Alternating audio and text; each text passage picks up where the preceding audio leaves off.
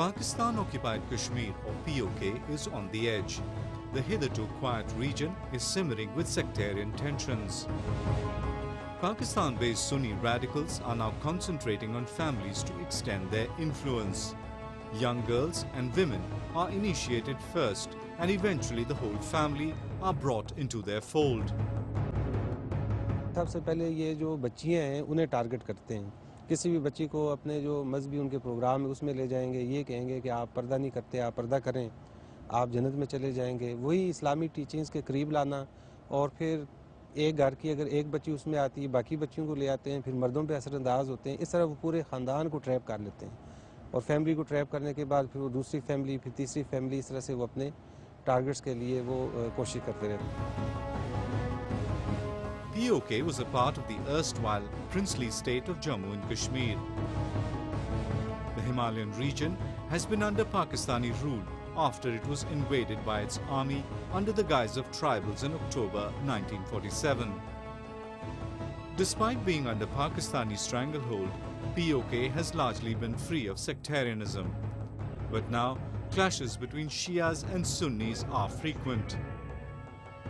To extend its illegal occupation, ISI, the Pakistan's main military intelligence agency, has encouraged Sunni extremist organizations such as the Sipah-e-Sahaba Pakistan and the Lashkar-e-Jhangvi to increase their footprint in the region.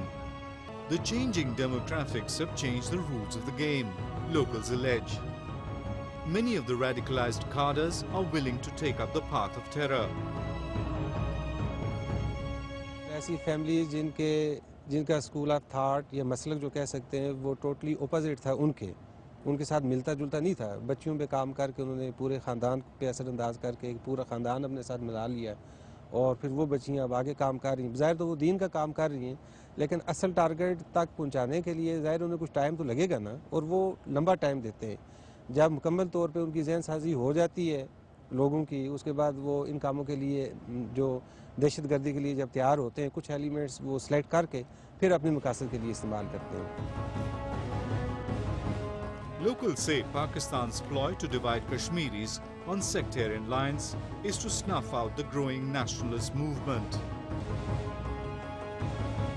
यहाँ पे इससे पहले भी बहुत दफ़ा पाकिस्तान के खुफिया इदारों ने कोशिश की है कि इस रियासत का जो ये हिस्सा है, जो नाम नहाद आज़ाद कश्मीर है, इस हिस्से के अंदर, और ख़ास तौर पे ये जो नाम नहाद कैपिटल सिटी है, जो हर किस्म की सहूलतों से, आसाइशों से महरूम है, यहाँ पे जो है या इसके अमन को जो है वो बिगाड़ा जाए, इसी की एक कोशिश इससे पहले इन्होंने की। यहाँ पे बिठाया हुआ था, आपके सामने जो ये इलाका है, इसको हम कहते हैं शवाई का नाला, यहाँ पे बैठे हुए थे नाम नहाद जहादी।